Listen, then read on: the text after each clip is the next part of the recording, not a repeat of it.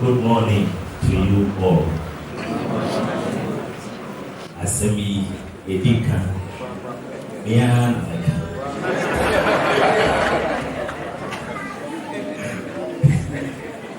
Amen. Mr. Chairman, I have seen so many old faces here today. Once again, let me first thank God for the gift of this beautiful day, and all of you for making time to be here for a theological discussion on a matter which is dear to my heart, and probably to yours as well. My special thanks go to our host, the Graduate School of INCLA and Allied Sciences, for their generosity in granting us the use of this hall for all these 3 years that the Berea Lecture Series has been running. We are most grateful to the director and the staff of the school for their kindness. The planning committee, made up of Berea Academy students, alumni, and associates, have done an excellent job of successfully putting together the program for this year's lecture. They deserve a great deal of commendation for their sacrifice in preparatory meetings, in giving financially to support the lecture, and in praying much for the success of this year's lecture. God richly reward you all for your sacrifice and love for the Berea movement. I also acknowledge our numerous sponsors who have contributed in cash and in kind to ensure the successful hosting of this year's lecture. Time and space will not allow the listing of all of your names. The Lord who sees in secret will be the one to reward all of you openly. My final appreciation and thanks go to my wife, Efia, who actually is the brain behind the institution of the Berea Lecture Series. Amen.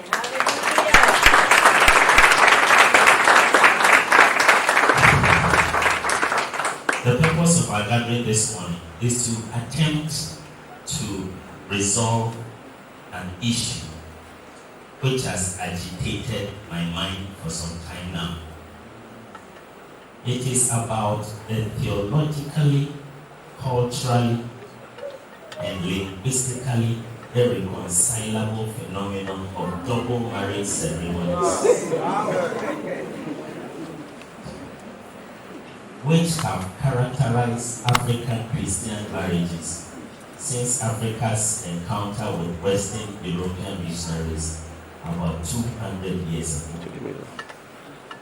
My hope is that by the end of this lecture, the status of Christian couples who go through and complete the customary rites of marriage would have been settled.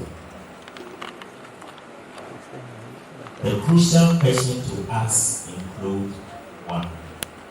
Are African Christians who go through and complete the customary rites of marriage engaged or married? In other words, is the performance of the customary marriage rites an engagement announcement or a wedding? 2. Is the white wedding in church under the marriage ordinance the Christian wedding? 3. Does God bless the marriages of Christian couples who only marry customarily at home? 4. Are the Ghanaian customary rites of marriage pagan or biblical? So these are the questions we want to try and resolve. These questions have become important and necessary to ask because in many African churches today, a couple is considered properly wedded in Christ and before God only if their marriage has been celebrated and blessed in church. This is usually in a grand European type wedding, or in what we in Ghana call a blessing, a relatively low-key marriage ceremony in church. What is common to both, however, is that they are all celebrated in church and totally directed by the church. This is a must and a necessary prerequisite for the church's acceptance of the marriage as having been contracted in Christ and before God. This is regardless of the fact that prior to either of these, an elaborate customary process of investigation, consultation, and marriage rites would have been completed to the satisfaction of the couple and their two families and friends. Nevertheless, the African church insists on having the couple and their families appear in church for another marriage ceremony, which they call a wedding or a blessing. By this insistence, the church in Africa gives the impression that the performance of the customary rites of marriage is an incomplete process of marriage, and that the process is completed only in church by a church wedding under the marriage ordinance. By this insistence also, the African church gives the impression that God does not bless marriages contracted anywhere else other than the church setting in the chapel, and by extension, that God dwells only in the chapel. Again, by this insistence, the church in Africa gives the impression that parents and families lack the full authority to give their daughters and their sons in marriage. And unless the church completes the process, marriages contracted only customarily are without the full approval of God and of the full approval and blessing of God.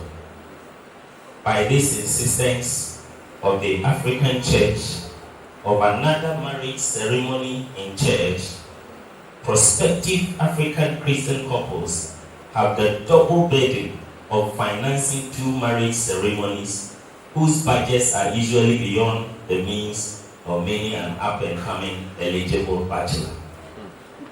Is this demand by the African church of a second marriage ceremony in church after the customary marriage ceremony at home supported by the Holy Scriptures? Is that what God demands of prospective Christian couples? Was that the understanding of the Lord Jesus and of the early apostles and prophets who served as the chief cornerstone foundation, respectively, of the New Testament church? And was that the practice of the primitive New Testament church? Evangelical churches are noted for being unrepentant biblicists. That means evangelical churches consider the Bible and the Bible alone as the authoritative source for faith and practice. Martin Luther once said, when the Bible speaks, God has spoken. Martin Luther suggested by this that God speaks to his church only through the Bible. And whatever the church does, allows, and institutes must have foundation in the Bible and in the Bible alone. Extra biblical influences rooted in man-made traditions, no matter how popular or how ancient and nice, should therefore not form a basis for any practice in an evangelical church. Weddings in the early New Testament church. Marriage is presented as a sacred institution by the Bible. The New Testament, for instance, has many divine injunctions regarding the practice of marriage for the guidance of Christian couples. These are found in Jesus' answers to the questions the Pharisees asked to test him regarding the legality or otherwise of no forced divorce in Matthew chapter 19, verse 1 to 12. The rest of the New Testament teaching for Christian couples were given by the Apostle Peter in his letter to the Jewish Christians in the diaspora in 1 Peter chapter 3, verse 1 to 7, and by Paul in his letter to the churches in Corinth, Ephesus, and Colossae in 1 Corinthians chapter 7, Ephesians chapter 5, 22 to 20, and Colossians chapter 3, 18 to 19. Incidentally, there is not even one incident of a religious wedding in the whole New Testament. There are no examples of a New Testament wedding celebrated in the temple or in a synagogue or in a house church. It appears that the early New Testament church and the leaders were not in favor of projecting weddings as religious ceremonies, and therefore did not make any church revelations regarding the religious celebration of marriages. Marriage ceremonies were considered by the early New Testament church as civil or customary ceremonies which were left to the families of the two parties involved in the marriage covenant and or the civil authority. This understanding of the early New Testament church is what informed the actions of the Puritans of the 1900s Great Britain, who also married in civil ceremonies because they claimed not to have found any example of a wedding ceremony which was a religious service in the Bible. There is only one actual wedding story in the New Testament. This wedding took place at Cana of Galilee. And the Lord Jesus Christ, his mother and his brothers and his disciples were in attendance and participated in the ceremony. It did not take place in the temple, since the temple was located in Jerusalem, and there were no officiating priests and scribes. Jesus Christ and his disciples were present, but the Bible did not present them as officiating ministers for the ceremony. If the wine had not run out, perhaps the presence of Jesus and his disciples at the ceremony would have been missed in the account. The ceremony was a customary marriage celebration conducted according to the Hebrew custom, with family and guests in attendance. Even Jesus Christ must have been there as a family member, because his mother and his brothers were also present. Jesus did not usually go on his itinerant mission with his mother and his brothers, since his brothers did not believe in him. John chapter 7, verse 5. And his family sometimes thought he was insane, going about preaching. So they will not follow him. So if all of them were there, then it means the person was a family member. At this wedding, his mother appeared to be in charge of the catering services, further pointing to the fact that Jesus must have been family to either the bride or the groom. Nevertheless, even though what took place that day at Cana was a customary marriage celebration in the house of perhaps a family member described as the master of the feast, that is John chapter 2, verse 9, The Bible describes what took place as the wedding at Cana. It would be interesting to find out how an African Christian would have described what took place at Cana that day. He would more likely have described it as the engagement at Cana. The reason is that to an African Christian, a marriage ceremony that takes place customarily in the house, away from the church, without all the European trappings, is an engagement, but not a wedding. How did marriage ceremonies ended up as religious services conducted in church? The church, from its inception in the first century, did not devise any special wedding ceremonies to celebrate the marriages of its members. Marriage ceremonies were thought of as primarily a private matter, with no uniform religious or other ceremony being required. That is why no such guidelines for weddings exist in the New Testament. The vows we make are not in the New Testament. Somebody sat somewhere and concocted them and forced it upon all of us. The duty of the church in the marriage of her members are seen as a teaching of husbands and wives before and after their wedding to live godly married lives. Weddings did not become religious or official church activities until the Roman Catholic Church declared matrimony to be one of her 7 sacraments. Besides the sacrament of matrimony, the Roman Catholic Church has 6 other sacraments, namely the Eucharist, that is the Holy Communion, baptism, holy order, that is ordination, confirmation, extreme unction, that is anointing the sick with oil, and penance. Both the Roman Catholic and the Protestant device of Christianity consider marriage to have been divinely instituted by God from the beginning of mankind's history. However, while the Roman Catholic Church considers marriage to be a sacrament, the Protestant Church rejects the theology of the sacrament of matrimony. Even in the Roman Catholic Church, marriage did not become a sacrament requiring solemnization in church until the Middle Ages, around the 9th century.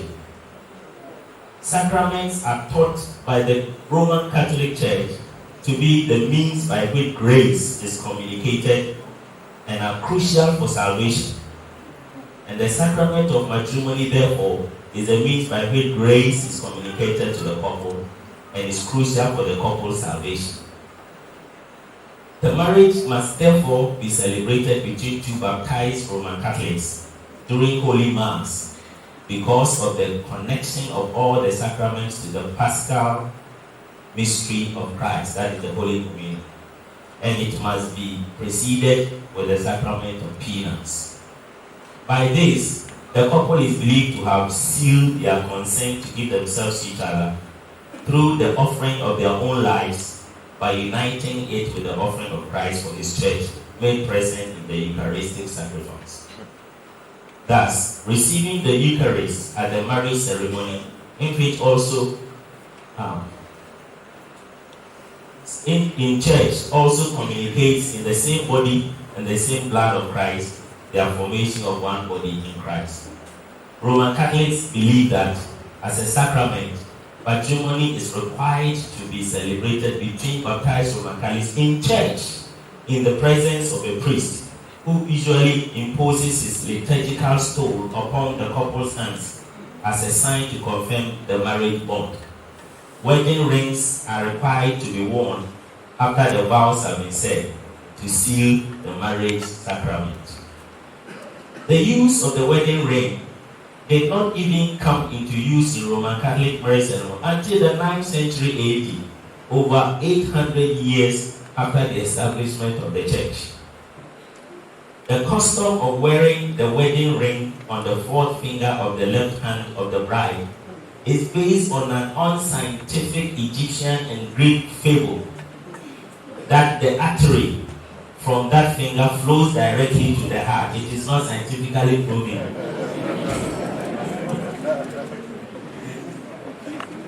Wearing a wedding ring as a seal of the sacrament of matrimony is not a requirement for married Christians as far as the Bible is concerned.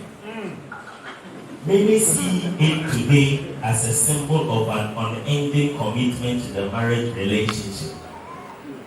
Symbols really have no place in the New Testament because of the risk of idolization.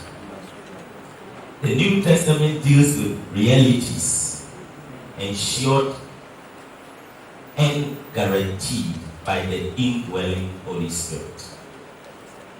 Arguably, the insistence on church weddings by the Roman Catholic Church cannot be faulted because of her theology of the sacrament of matrimony, which requires marriages to be celebrated in church in the presence of a priest and in combination with other sacraments such as the Eucharist. The difficulty is in the insistence by Protestant churches on church weddings when Protestantism rejects the Roman Catholic theology of the sacrament of matrimony. Protestant theology rejects the existence of 7 sacraments, including the sacrament of matrimony. Protestantism accepts only 2 ordinances, namely baptism and the Holy Communion, which, as far as it is concerned, were specifically commanded to be observed in the church by the Lord Jesus himself, and does not accept matrimony or any of the remaining 4 Roman Catholic sacraments as biblical.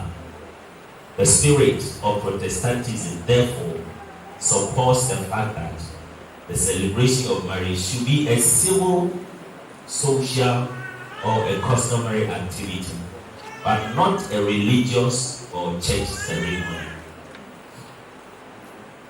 Many Christians are ignorant of the Roman Catholic theology of the sacrament of matrimony, which from the 9th century onwards transformed the customary or civil marriage ceremony into a religious wedding and moved it from the house to the church.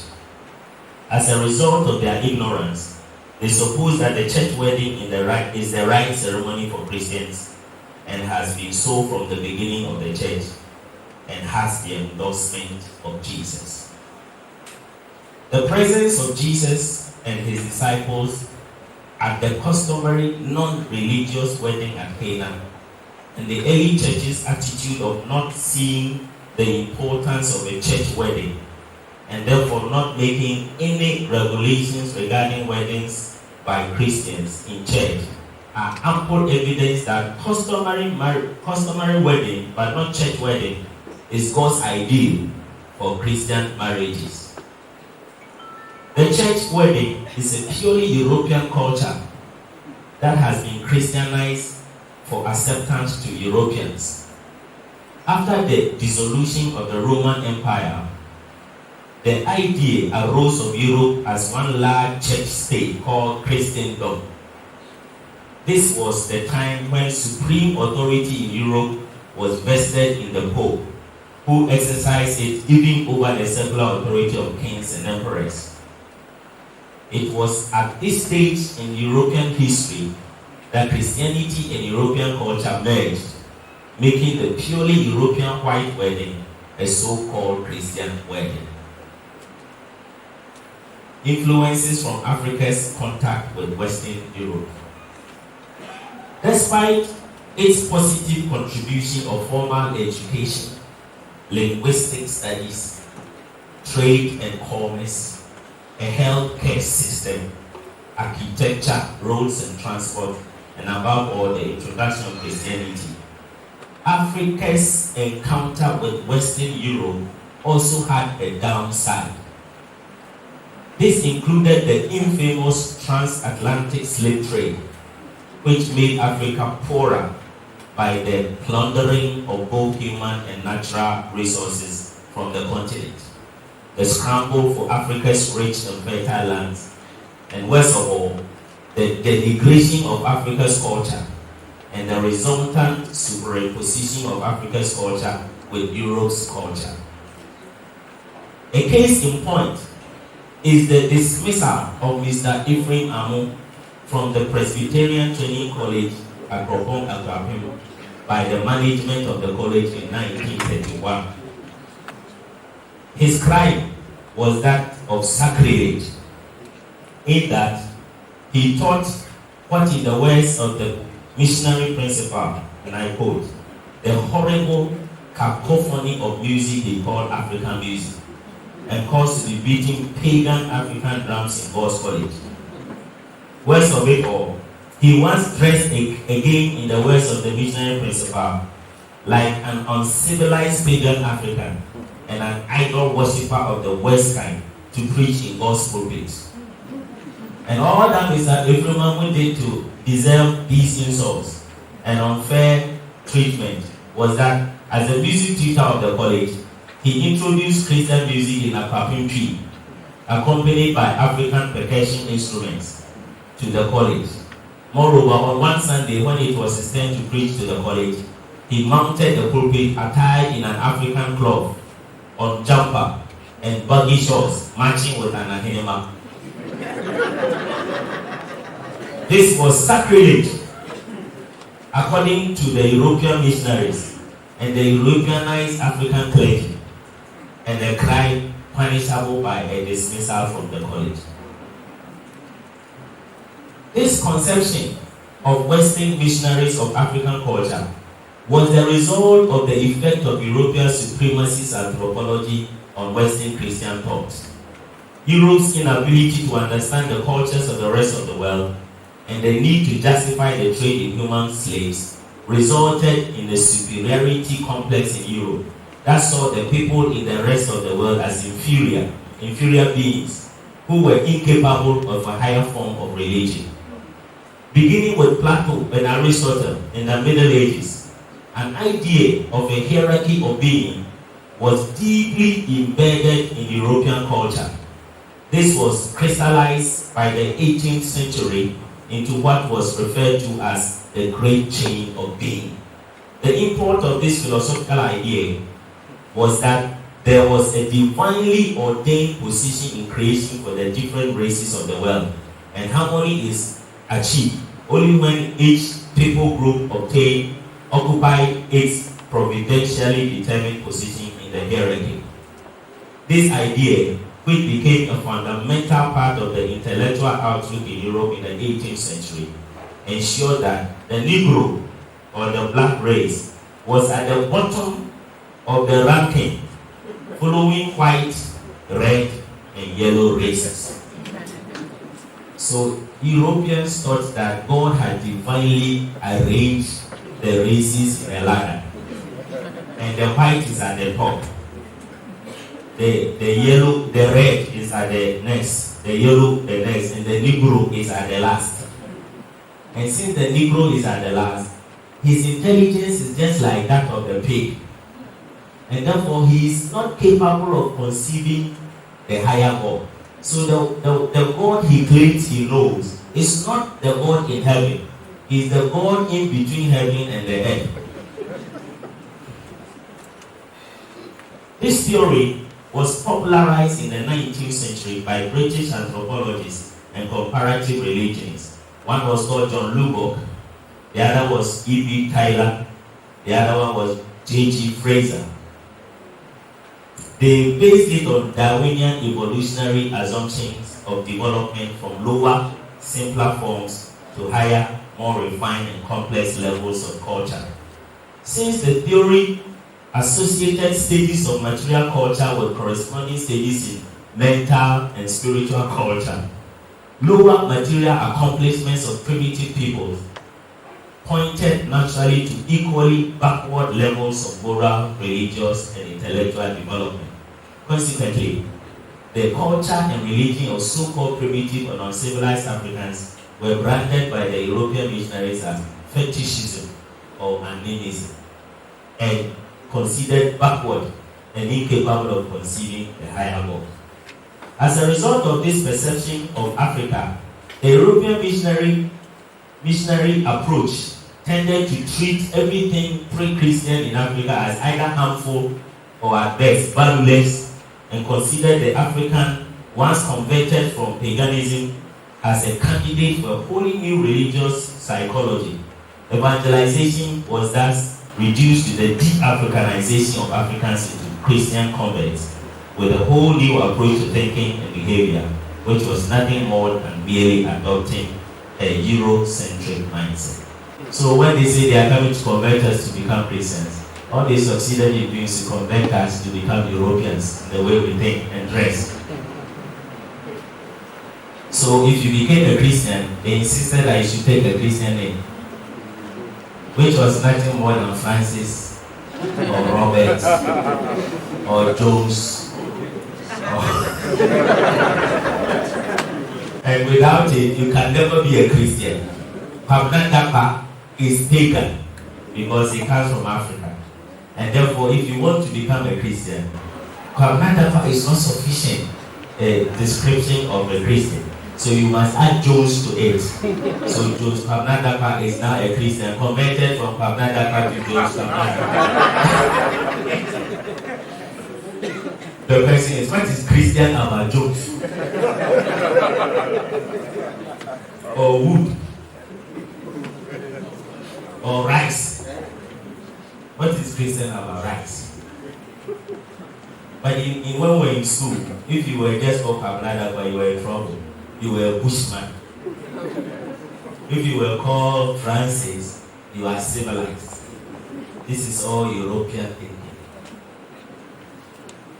It is in the light of this European colonization and denigration of African culture that the African customary marriage and its rights came to be devalued and reduced into an incomplete pagan and unchristian marriage process called an engagement that must require a European-type church wedding to purify and complete it for acceptance by the African church. It is shameful that this mindset of superimposing European culture on African culture for its supposed inferiority, which the white missionaries succeeded in implanting in African minds, still persists in Africa over 50 years after she gained her independence from European political, economic, and cultural control. Furthermore, the Bible has no such tradition, and even Jesus Christ considered the customary marriage and its rights as divine and complete. He did not see the need to recommend the following of the customary marriage ceremony at Canaan with the religious marriage service in the temple in Jerusalem before the priests, scribes, and other religious dignitaries as officiating ministers. As far as Jesus is concerned, once the parents who are divinely authorized to give their daughter to a man in marriage and to release their son to a woman in marriage have done so, the couple are deemed to have been joined by God in marriage. If the marriage partners are Christians, this marriage, contracted customary with the approval of their families, is deemed to have been contracted in Christ and blessed by God without any need for another ceremony in church for an already existing blessing of God. Fortunately, there is no customary marriage celebration involving Christians that is without the full participation of the church. Pastors, elders, and the churches of the couple are always involved to pray and invoke God's blessing on them. It is difficult to understand how the prayer offered at home by the church is different from or inferior to the prayer offered by the same church in the chapel. God does not disinherit parents of their divine authority because they are not church people, The promise of long life for children who honor their parents is not only for children whose parents go to church. It implies that the divine recognition of the authority of parents is kept intact by God regardless of their religious affiliation. The same applies to the divine authority of parents to give their children to marriage. Jesus gave the indication of the completeness of and full backing of God of a marriage contracted customarily with his answer to the Pharisees of his days, saying, "For this reason, a man shall leave his father and mother and be joined to his wife, and the two shall become one flesh. So then, they are no longer two, but one flesh. Therefore, what God has joined together, let no man separate." Jesus didn't say a man will leave his pastor and his church and be joined to his wife, and the two shall become one. No. the man will leave his father and his mother. So once the father and the mother have approved of the thing and they have given the woman, God has accepted it because God gave the divine authority to the parents, not to the pastor. The pastor's duty is to train them to make it to the kingdom of God. Though this basically implies the man leaving the security provided by his family to go and become one flesh with his wife, it could also imply that once the parents of the man have approved of his marriage to the woman, the marriage is made acceptable to God, and the man and woman are deemed to have been joined in the marriage by God. By this, Jesus suggested that only God, but not the pastor or the church, has the authority to join a man and a woman in marriage, and he does it through their parents. And no man has the authority to separate the couple that God has joined together in marriage. The pastors and churches have the authority to join partners in marriage as they suppose. Then they equally have the authority to separate them.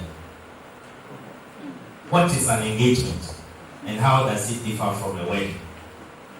In Ghana, the common English term engagement has acquired a different linguistically erroneous meaning.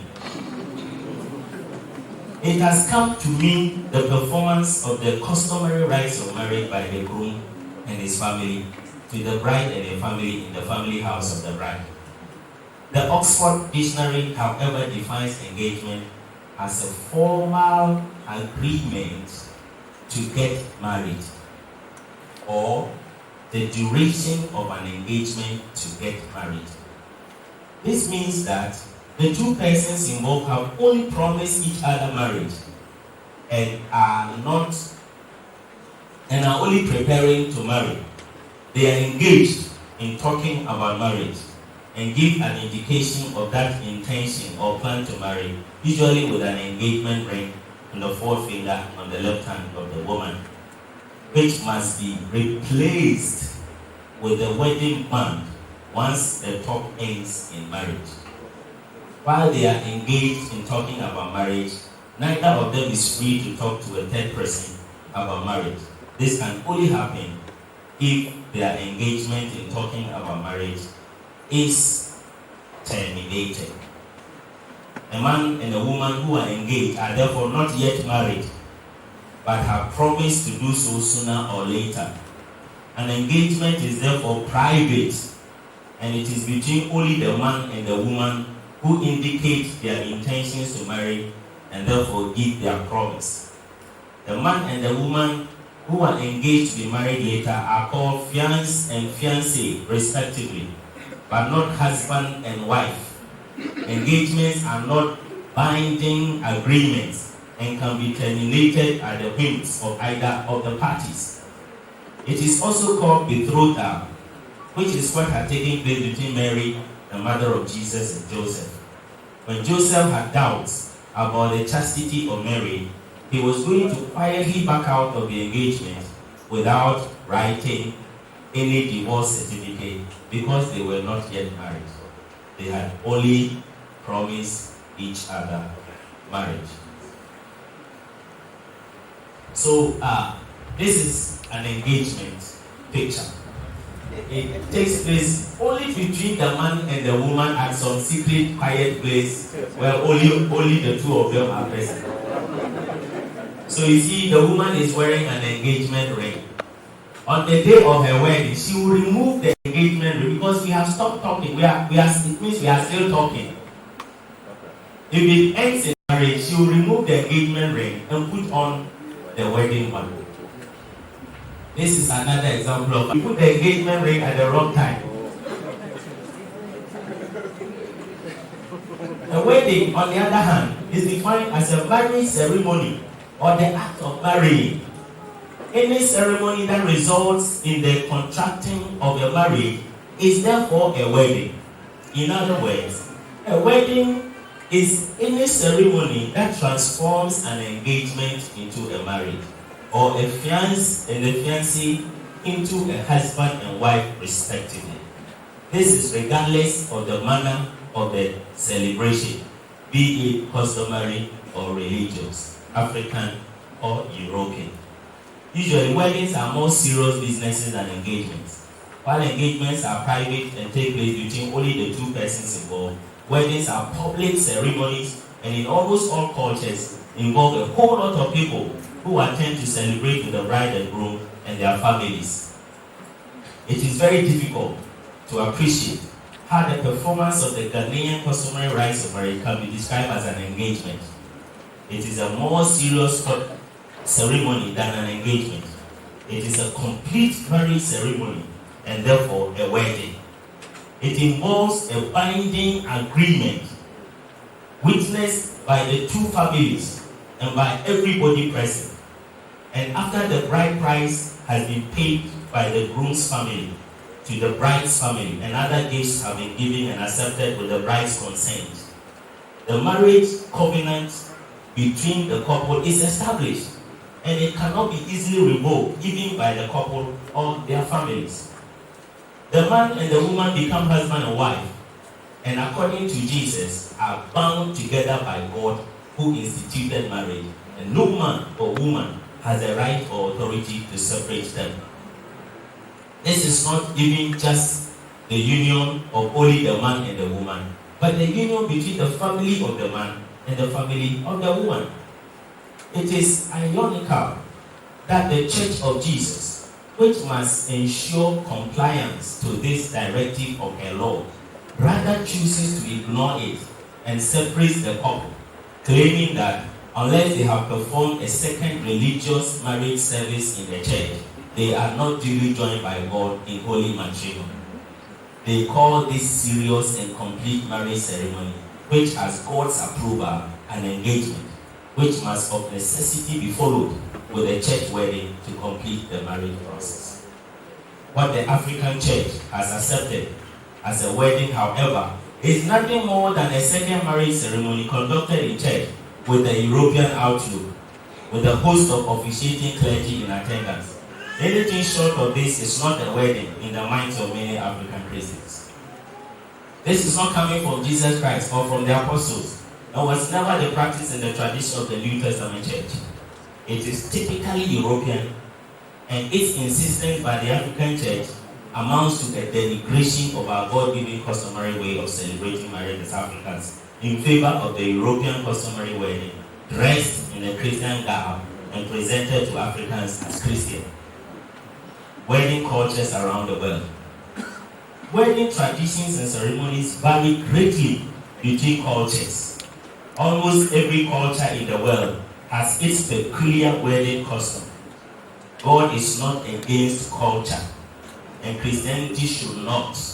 In actual fact, culture is God-given, and though potentially corruptible by the devil, when purged, it remains the only valid preparation of a people group for the gospel of Jesus Christ.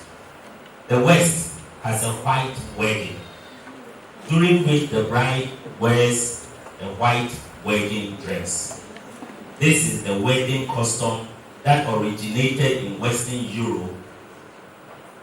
But this was not even so before 1840. Before 1840, a Western wedding could be done with the bride's dress of any color except black, associated with mourning, and red, associated with prostitution. In 1840, Queen Victoria of Britain was wedded to Albert of Saxe-Coburg, and she had worn a white gown so as to incorporate some white lace she owned and wanted to make useful. The wedding photograph was published very widely, and many brides in the West since that time have preferred white for their wedding dresses.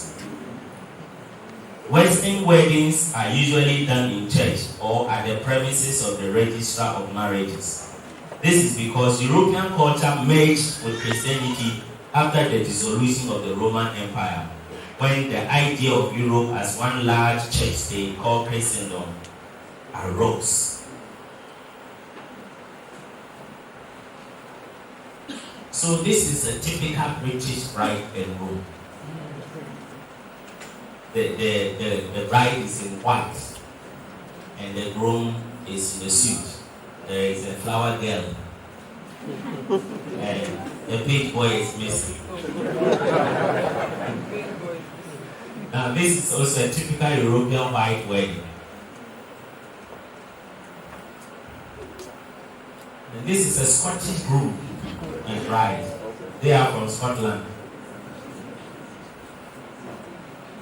And this is a Scottish groom's party. These are all European. This is the culture of Europe. This is in Scotland. This is Norwegian bride and groom. And this is a typical American bride.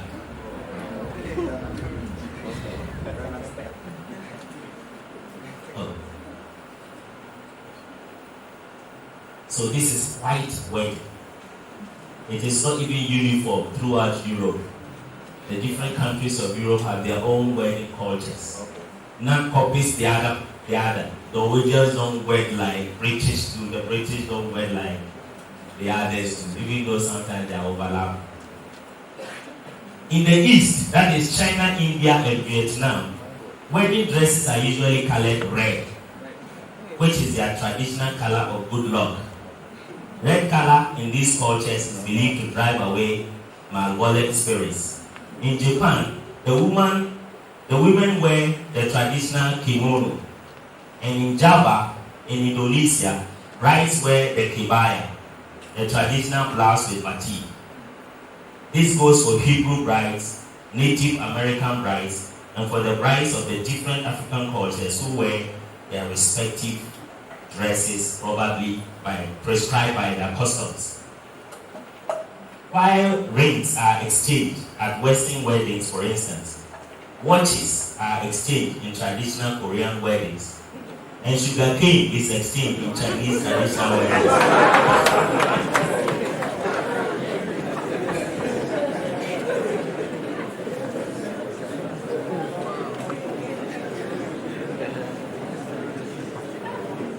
That is a symbol of the sweetness they hope to enjoy in their married life. If you want something to copy, we can copy from everywhere. Let's change sugar cane, exchange sugar cane.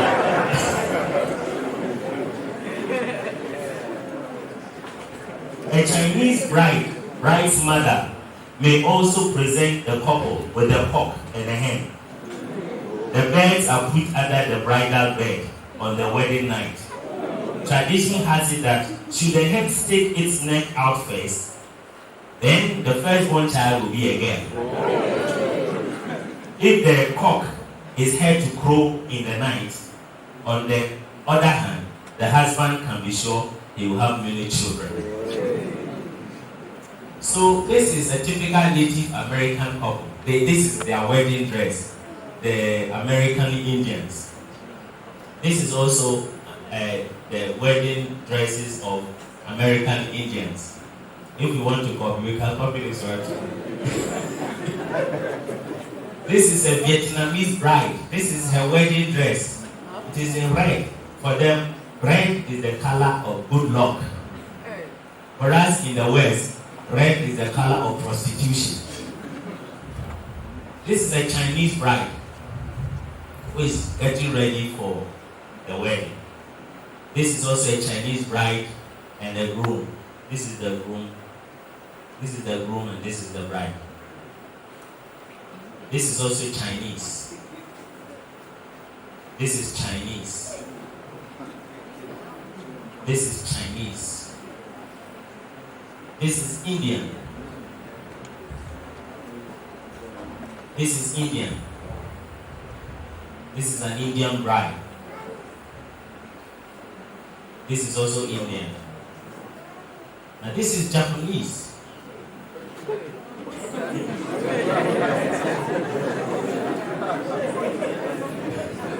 This is a Japanese wedding procession. The bride, this is the groom and this is the bride, and then the party, the procession. This is also Japanese. This is Japanese also. This is Korean. This is also a Korean bride. This is Korean bride and groom. This is also Korean. The younger one, they go for this and not the previous one in Korea. This is Java in Indonesia. This is also in Java. This is in another part of Indonesia. This is a couple on their wedding day. This is also in Indonesia. And this is in Malaysia. This is in Burma, Myanmar. This is the groom and the bride. This is in South Africa. This is also South Africa. This is Congo. This is Ethiopia. This is also Ethiopia. This is also Ethiopia. This is West Africa.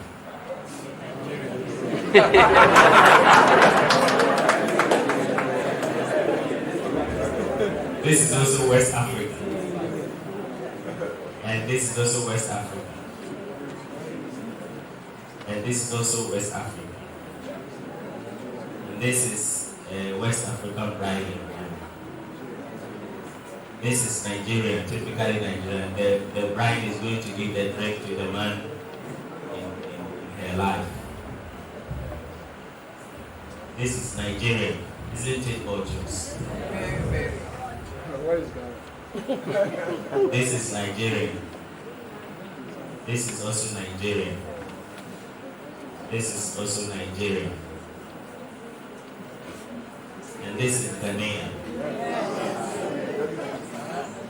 This is Ghanaian. This is Ghanaian. This is Ghanaian. This is Ghanaian. This is also Ghanaian. This is the Ghanaian bride. This is also Ghanaian. Now, I brought this picture because see the pastor and the cross.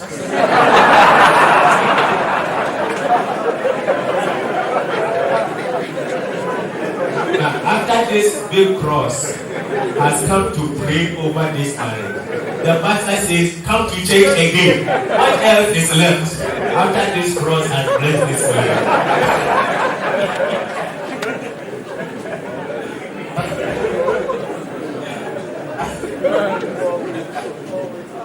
Now, after they have done all that, now in cultures where which have been colonized by the West, they insist on going to do this again.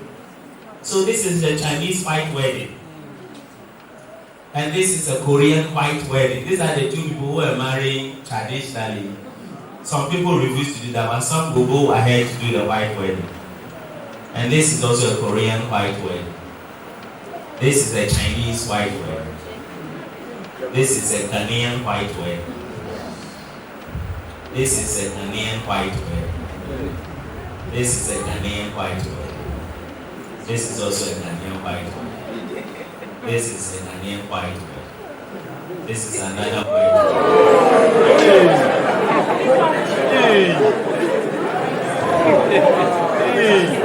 This is also another Ghanaian white wedding. And this is another. And this is another. This is Nigerian. This is Nigerian. And compare it to this. Isn't this gorgeous? We don't like our own. And this is also Nigerian. Okay.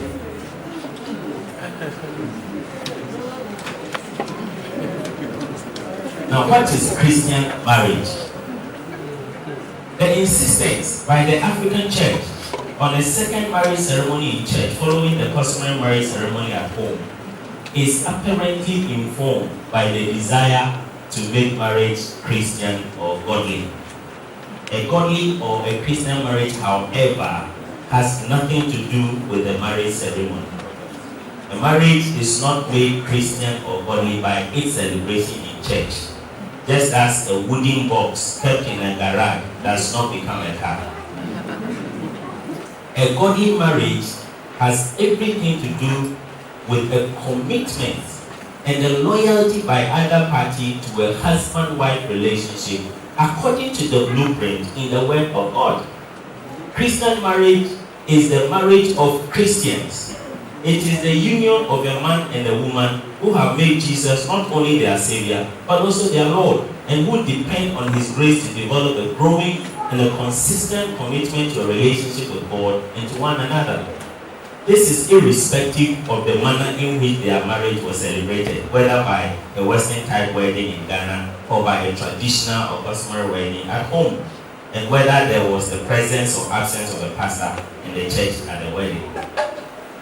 Marriage was ordained by God to be a union between a man and a woman who must live their marriage lives to glorify God and demonstrate that love to the world. A Christian couple who live their lives in their marriage to glorify God and demonstrate that love to the world are in a Christian marriage.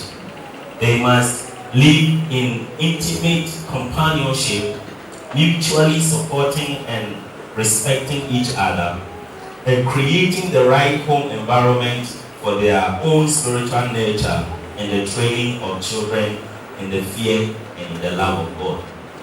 A Christian couple must also relinquish authority over their bodies to each other in self-giving love, to unselfishly meet each other's need for intimacy. If these take place without hindrance in the marriage of a Christian couple, that marriage can be described as a Christian marriage. This is regardless of the manner in which their marriage was celebrated.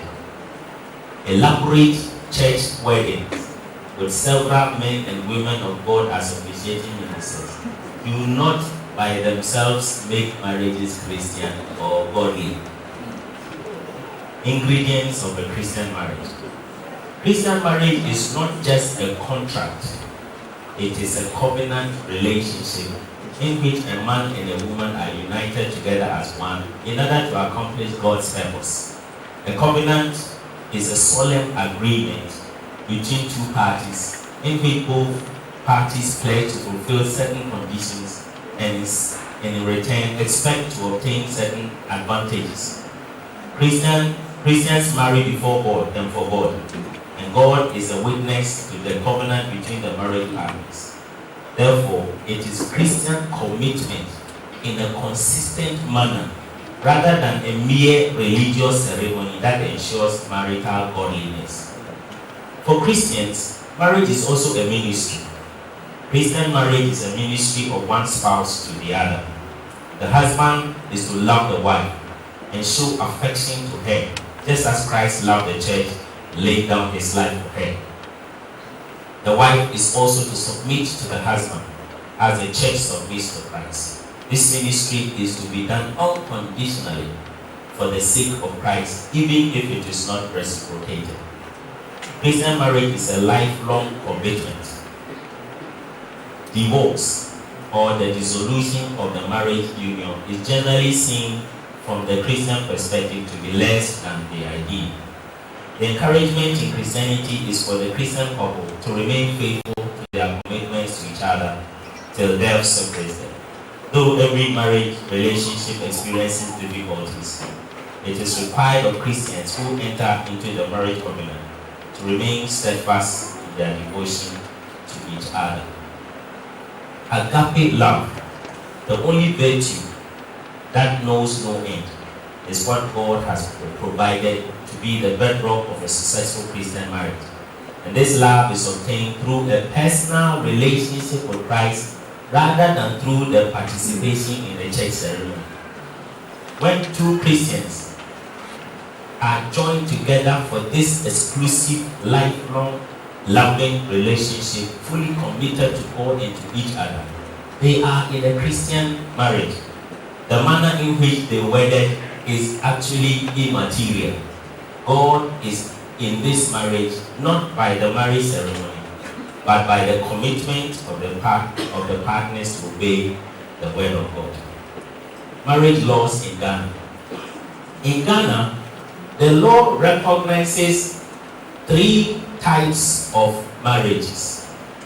These are customary law marriage under the Marriages Act 1884 to 1985.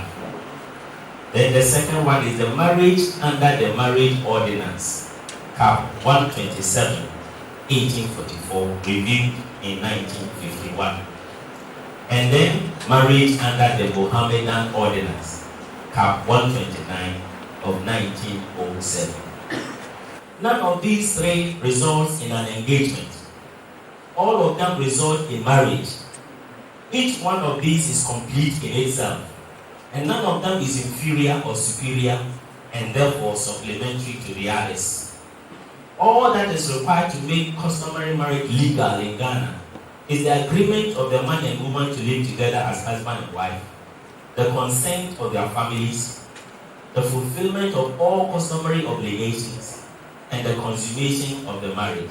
That is, the living together of the parties as man and wife in the sight of all the world. Marriage under the Marriage Ordinance is another form of marriage that is legally recognized in Ghana.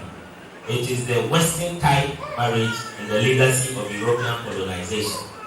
It is nonetheless legal in Ghana and an alternative but not supplementary to marriage under customary law.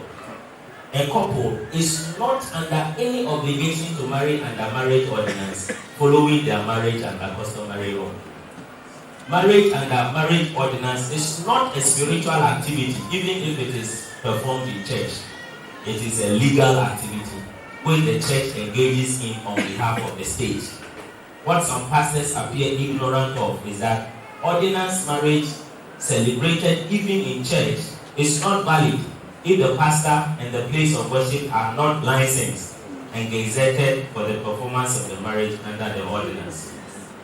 The advantage the marriage under the Marriage Ordinance has over the customary law marriage is, however, the fact that it strictly ensures that a marriage is monogamous, whereas a husband under customary law marriage could be polygamous. The strictly monogamous nature of marriage under the Marriage Ordinance has given the impression to many Christians that marriage under the Marriage Ordinance, especially when it is celebrated in church, is a Christian marriage. The truth, however, is that it is not Christian on its own, as if it is God who requires it of Christians. It is only legal, even if it is done in church. For us as Africans, God requires only the customary marriage, that is the consent of the 2 parties to the marriage and the approval of their families and the fulfillment of all customary requirements. One particular characteristic of the customary marriage which distinguishes it from marriage under the Marriage Ordinance inherited from Europe and makes it superior to it for Africans is that it is not just a union between the man and the woman, but a union between the family of the man and that of the woman. Marriage under the Marriage Ordinance does not require the consent of the families of the 2 parties. It is a marriage between only the man and the woman, to the exclusion of all. This is completely at variance with the biblical injunction of parental consent to validate the marriage. Before 1985, one disadvantage of marriage under customary law in comparison with marriage under the Marriage Ordinance was the non-issuance of a marriage certificate as the documentary evidence of marriage for legal transactions. Even this has been overcome by the passing of the Customary Marriage and Divorce Registration Law 1985, PNDC Law 112, which provides for the registration of customary marriages by the state as proof of marriage. Marriage under customary law, when registered, has all the legal protections and privileges of marriage under the Marriage Ordinance. The only problem is the potential for the husband to be polygamous in a marriage under customary law, which is non-existent in marriage under the marriage ordinance. The church should not, however, be tricked by the strict monogamy requirement under the binding legal regime of marriage under the marriage ordinance to make biblical demands on her members who wish to marry. If the church is counting on secular common law but not biblical injunctions to keep the marriages of her members monogamous and lifelong, how is she different from the world? Who says that carnal, undiscipled Christians with little regard for the authority of the word of God, who wish to be unfaithful to their married partners and vows, can be stopped by a marriage certificate given by the state or by a wedding ring bought with their own resources? The acceptance by the church of the authority of the state to join two Christians in marriage equally makes the state able to put them asunder. Is the church comfortable with that? Does Jesus not teach that only God who joins two Christians together in marriage can put them asunder? The insistence on a second marriage ceremony in church in the name of evoking God's blessings on the union gets Christians entangled with legal requirements which are burdensome and whose complexities and implications are least understood and appreciated by ordinary church members. This is because a marriage ceremony in church almost always goes with the marriage under the marriage ordinance. This is a law of the state which imposes legal obligations on the parties to the marriage. For instance, if the marriage has to be dissolved due to marital unfaithfulness, the couple cannot just separate and live their lives free of any legal demands. There is a legal process which must be completed, and court appearances, legal fees, and alimony. And because many church people are ignorant of this requirement or are unaware of the seriousness of its seriousness, they just leave the marriage and think they can just remarry. They break the law if they do and commit a punishable offense of bigamy or polyandry. Others have marriages which are broken down beyond reconciliation but are unable to get the union legally annulled for them to be free to remarry due to their inability to raise the finances required for the legal fees and alimony. I was in my office one day when a lady who had married in our church and signed all the legal papers called me and said she wanted to see me. So I waited. She came around 7 p.m. and I asked what was the problem. She said she can't live with her husband anymore. I said, why? She said, I can't. She gave me all the reasons why she can't. And said, so what can I do for you? Can you just give me a note to go and give to my husband that I can't live with him anymore? Then I said, I can't. So why can't you? We married here. We signed the paper here. I said, yes, you can sign here, but you can destroy, you can cancel it in court. She said, which court? I said, every court. Then she said, she shook the head. And said, what is the process? I said, you have to go and see a lawyer. He said, a lawyer? I said, yes. Now, I don't know where she is. She has run away from the house. And the husband called me the other day. He can't find where the wife. Another time, somebody also called me.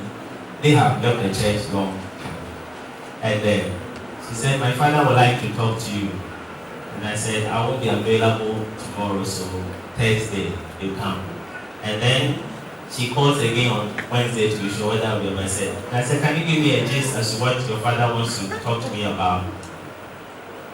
He said, then I'll hand it over to my father. So the father talked to me and said, Osofo, the marriage that was contracted in your church has broken down. The husband, we can't find him, he's run away, he's somewhere in the north. We want to come and complete the process of annulling it in your church. Then I said, no, you can't do it in my church somewhere. I said, God, say, hey, God. So we make church people sign documents they don't even understand. We don't even explain to them that what you are signing, you are putting yourself under the law of the state. If anything happens, it is the police that will come to arrest your husband or you, not me.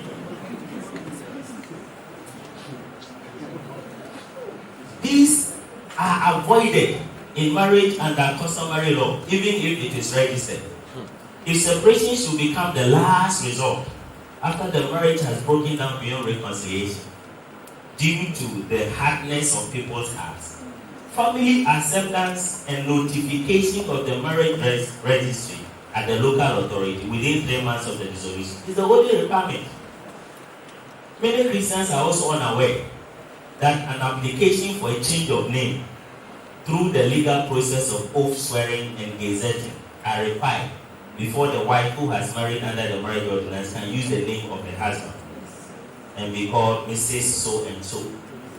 Many wives married under the marriage ordinance just assume that alone gives them the right to begin calling themselves by their husband's names. Marriage under the marriage ordinance alone does not give the right to the wife to begin to call herself by her husband's name. Because on the marriage certificate you sign, it is your maiden name that is on the marriage certificate. And that doesn't make you Mrs. Chigabatia. Because if you take that document to any place, they ask what you have filled the form. I am Mrs. Mrs. Dapa. And they ask what is the proof? Then you produce your marriage certificate. Is it Mrs. Dapa on the certificate? No. It is a Fia Konedu that is on the name, that is your name. So even though you have married under the ordinance, you cannot just call yourself by your husband's name. You have to go and apply for a change of name. Those of you who have not done that, tomorrow go and do it. And then they take all the fees, they gazette your name, they bring it into the papers, and this Miss Aviadaba is no longer this. She is from now on called Mrs. Before you can begin to use the name. We don't explain all these things to people. Once you give them the certificate, they begin to I am Mrs. this. You are not.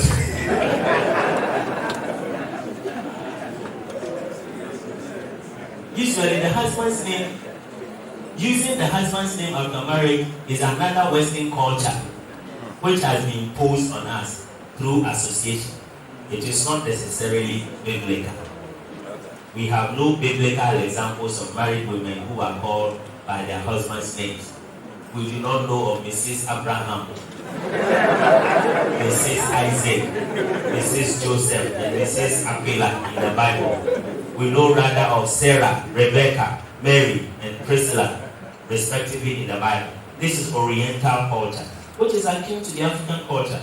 African women married under customary law are not obliged to adopt their husband's names. Conclusion. In Ghana, it is only the church that does not recognize the customary marriage as complete, divine, and legal. The laws of Ghana do. And when registered, the laws of all other countries in the world also do. And above all, Jesus Christ recognizes the customary marriage as complete and divine. If the customary marriage was accepted by the church as complete, the couple, after the customary wedding, would only have to join their church on Sunday for worship and thanksgiving, and later apply to the marriage registry of the local authority to have their marriage registered. This will make it easier for eligible young people in the church to marry, since the burden of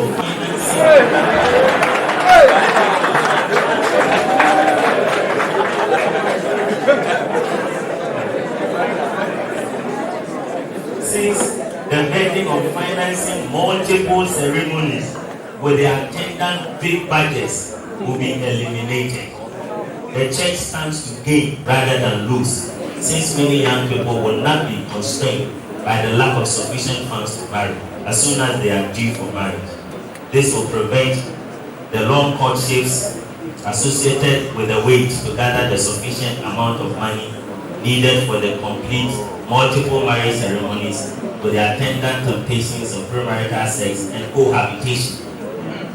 If a church member, however, has money to spend on many and different weddings, he or she may be free to do so, but the practice should not be accepted or thought to be the norm in Christ's church. He or she and his family and friends could go to any social center or hotel to celebrate their multiple weddings. However, I think it should be discouraged by the church, so that any member of any assembly of Christ who desires to marry and is at the marriageable age could easily marry without pressure from the extra biblical standards other people set. If it is just the beauty of the white wedding, which is a fascination for African brides, they should simply say so and leave God and the church out of it. The church must unapologetically be biblical and promote only practices which are biblical foundations, and should not be tricked by beauty to condone an activity which is only camouflaged as Christian. She risks dishonoring her Lord, who is pleased with nothing other than that which his Father has planted. I have also observed with dismay how the church throws caution to the wind and overlooks the turning of chapels which are to be places for the solemn worship of God into places of lewd behavior, of indecent and sensual dressing by bridesmaids and guests, of profanity, of opulence and extravagance on said church wedding occasions. The church will do her members a great deal of good by accepting the customary marriage as complete, legal, and divine. Jesus did and participated in one at Cana. The demand for Christian couples to have another marriage ceremony in church after the customary marriage ceremony at home is not biblical and is not a demand by Christ. It is a mere duplication of marriage ceremonies, making the African Christian go through too many ceremonies of marriage. There is a private engagement between the would-be couple, the knocking by the will-be groom and his family, the customary marriage ceremony, the church wedding ceremony, the reception, and the Sunday church service, first in the bride's church and then in the groom's church.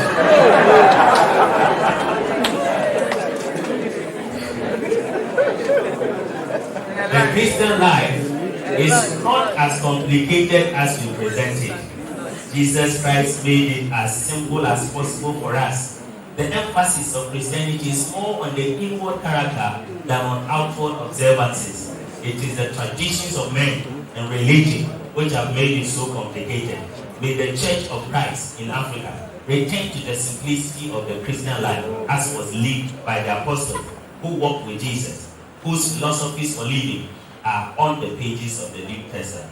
Just as the European customary wedding was Christianized for acceptance to European Christians and imported to Africa and the rest of the colonized world as a Christian wedding, the African customary wedding can equally be Christianized for acceptance to African Christians. If the ordinance marriage is even required by the couple because of the use of which the marriage certificates can be pulled, it should not require another marriage ceremony. The couple can quietly walk to the church office later to sign the marriage register in the company of 2 witnesses for each spouse, or obtain it from the marriage registry at the Registrar General's Department or any local authority. Documentation to serve as proof for marriage can also be obtained by simply registering the customary marriage later at the marriage registry of the local authority. Thank you all for your patience.